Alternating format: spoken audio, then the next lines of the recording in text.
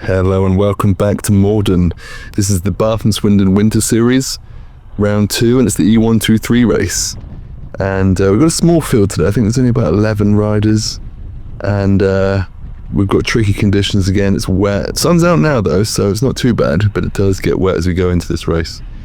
Now, I've already made a big mistake. I've started right at the back. I was late to the start line, and I just wasn't organised enough, and I was just right at the back.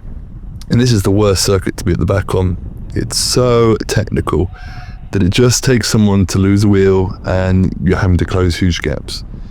So as we've started, I think I've already realised I've made a big mistake. So I'm trying to find a way to move up, probably after we do a lap. But there is a slight advantage being at the back. You can at least look at the field, see who's here, see who looks dangerous, who you think you need to watch out for. It's early in the season at the moment and I don't really know any of these riders, so there is an advantage to, at least looking at the field being at the back.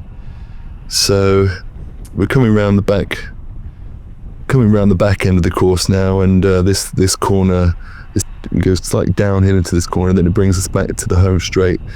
And the home straight today was headwind, kind of cross headwind, quite strong as well. So that definitely played a role in the tactics of this race. Being at the back here, you can actually get a nice little draft along this section. But apart from that, the rest of the course was pretty much fast corners. I'm actually kind of too far off the wheel here really, so it eases up here, so I think I start to move up. So I've just jumped forward now. I think I've only moved up one place, and see the huge gaps through that corner. Look at that, just takes one rider to fall asleep and we are sprinting to get back on. They must have attacked up the front. Luckily this rider isn't hesitating, he's just going straight for it, and I'm able to follow and kind of sit in his draft. But look at the spray that's kicking up. It's wet out there. Luckily he does bring me back up, which is very nice of him. And I'm really worried about the front of the race now because I can't see what's going on. I'm too far back, and I can just see around this bend that two riders have just kind of chipped off the front, and that is alarm bells ringing for me because I do not, and they start to ease up here. So I think I need to chase that. And I need to get there quick because there's just cane coming. So I have a quick word here. Ooh, make a bit of a hot move there, but I think I got away with it. I let them know I was coming, and I'm going full whack down here because these two are moving away at a good speed, and I do not want to let them go away this early on. And the group start to just look at each other because it's such a technical course that two riders cornering well can just stay away. So I'm going full throttle to get to them. I don't even care if anyone's on my wheel. I'm just trying to get to their wheels as quickly as I can. So I'm taking some hot corners. See, I have gapped the group slightly behind me. And right now I'm thinking I need to get there before that headwind section because these two work together, and plow down that back straight, it's going to be tricky. So I spank it up this little riser, and I really, there's gaps between even these two. I really make sure I get there, and I do get there. So now I'm sitting pretty, and thinking I do not want to go any further back in this race. I just want to sit in these front three wheels really.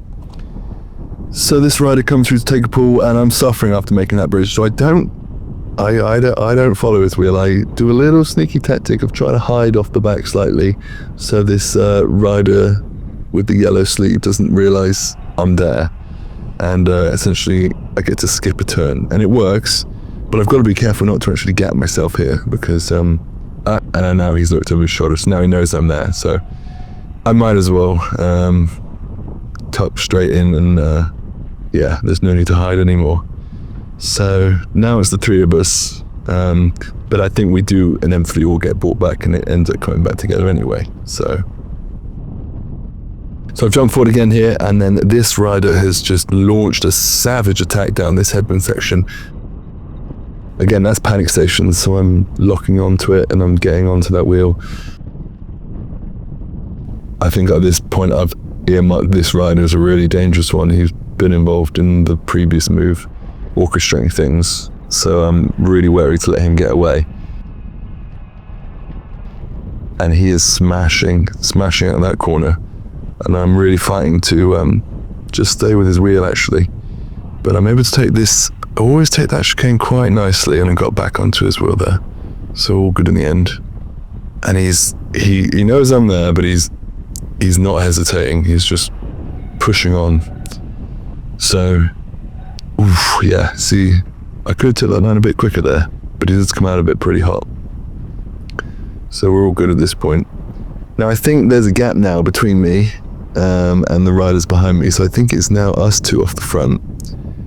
But this rider's going like, yes, see there is a gap there. Quite a nice one.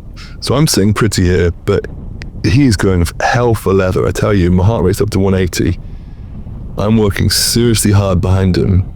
This is a strong, I think he's a junior rider, Will, and he is seriously strong. See, he asked me for a turn. Okay, I do give him one here, and I live to regret this because it puts me in a bit of a box. I remember I thought, okay, 2 up, let's try and make this work. And I ended up pulling to this headwind section.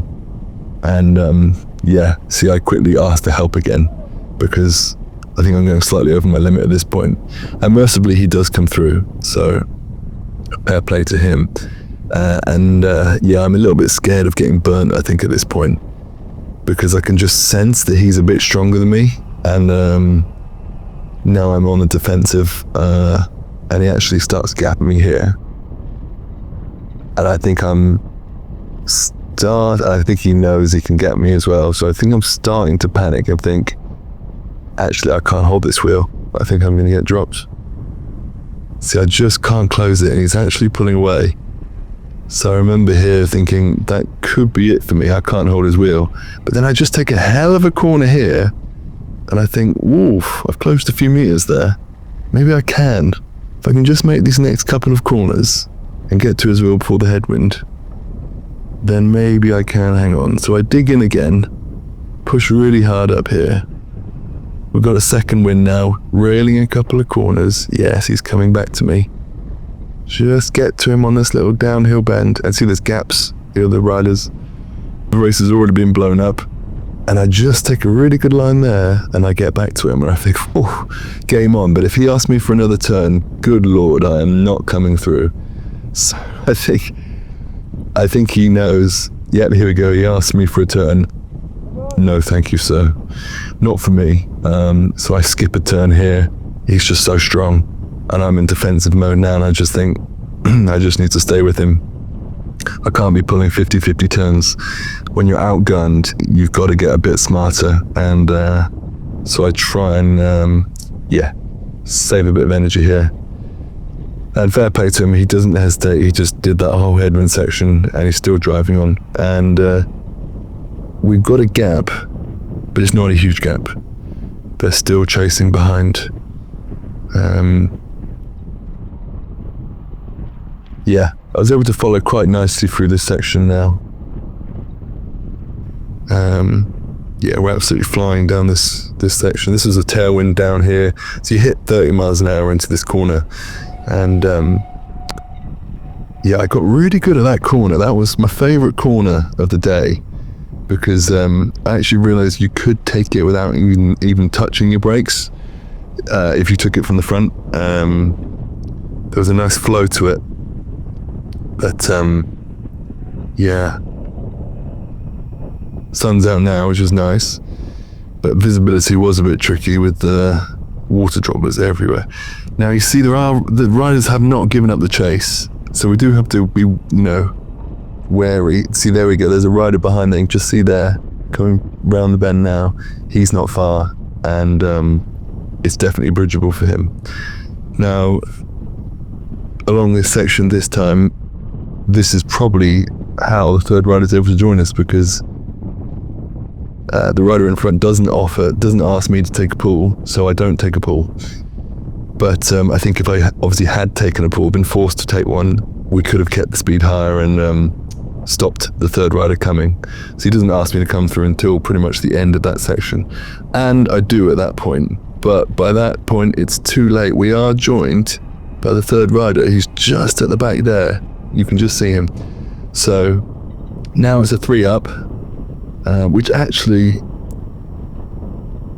I was almost thankful for, because that rider who I was with on the tour was so strong that I was nervous to be just with him to get attacked, basically. So with 3, at least we could kind of share the workload a bit more, and maybe I could play some more games and not just get out-muscled. So at this point I don't realise the third rider's actually on. I couldn't see him coming, so I think it's still just 2 up. So I'm trying to pull even turns, keep morale up and keep our gap away. See, I don't even ask the third rider to come through. I don't realise he's there. So yeah, we're pressing on at this point. I think as we come around here, see, we're taking different lines there. Could have gone faster. I think at this point I do realise the third rider's on, but Will in front of me is just happy to keep driving, which is very good of him, and I'm happy just to follow at this point into this headwind section. But when I do get asked to come through, I am going to make sure that third rider then does come through as well, because it's important we all share the workload at this point. But I get a free pass along here again. I guess Will was super eager to keep the gap big. And then, oh, here we go. Here comes a bit of a red flag. Had to ease up there for a swan on the course, but that's all fun and games. We survived. The swan seemed to be happy, swanning off to his other little lake. And yeah, so we're going to keep driving, keep the pace high. And here's my favourite corner. Look at that. Yeah, that's nice. So now I'm aware that the third rider's on. I am keen not to do a long pull. Can I give him an elbow flick? Let me recover. I'm good. I'm a nice man. I decide let's let him recover, but not for too long, because at the end of the day I do want him to actually help and contribute, so we're a functional 3 up. So I fall in line and let him allow him to recover for a little bit, because at the end of the day we have to work together now as a 3. There's still 25 minutes left of this race. We have to work together till at least a few laps to go, I think, before there's some more fun and games. So yeah, Will flicks me through, so I do come through, but I don't do a super long turn, so I want to get that third rider to come through as well. So here we go, give him a little flick. I did a super short turn there, but I wanted to get the other rider moving through as well, so he does come begrudgingly. There we go, now we're a functional 3 up. And we continue to ride this way successfully until about 2 laps to go. So I've jumped forward again now. We're into the closing sections of this race. We've just had the 3 laps to go banner. We're coming round now the back end of the course. As we get to the headwind section, it's going to say 2 laps to go. And Will in front absolutely drops the hammer. Let me tell you, I knew I had to hang with him. I could not let any bike lengths go here. So I nailed it to just stay on his wheel. And then he eases off here. Now this was the perfect time to attack. I did not have the legs. Boom. The third rider goes. Perfect timing. He did a great job. Seated power. And yeah, this is when I realised that I was the worst of the wear from the 3 of us, because I could not respond to that. And at this point I knew my leg was starting to cramp. I had done the Cat 3 race earlier and I was pretty fatigued at this point, and I just knew I had 1 bullet left, and if I could just hang on, keep them at arm's length, I could get back to them as we come round on the back headwind section on the home straight, and I could just use that 1 bullet in my chamber and use it for the sprint. That's what I was planning at this point.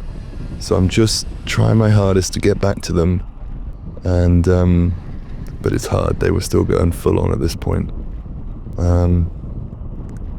Yeah, I'm not gonna lie, I thought I was a goner actually several times, but if you keep digging in, you never know, you can find a second wind.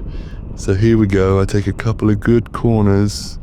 Again, I was always fast on this corner, this slight downhill into the corner. I use my weight and would always get round it quicker. So look at that, I closed them and we're back in business.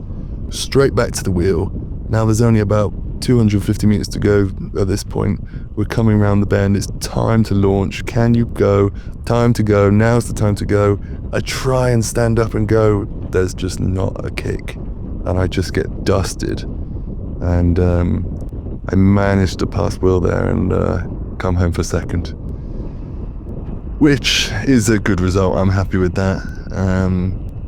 It was a great race, great early season race, good little leg tester, good practice of the bike handling, and a great day out. Thanks for watching.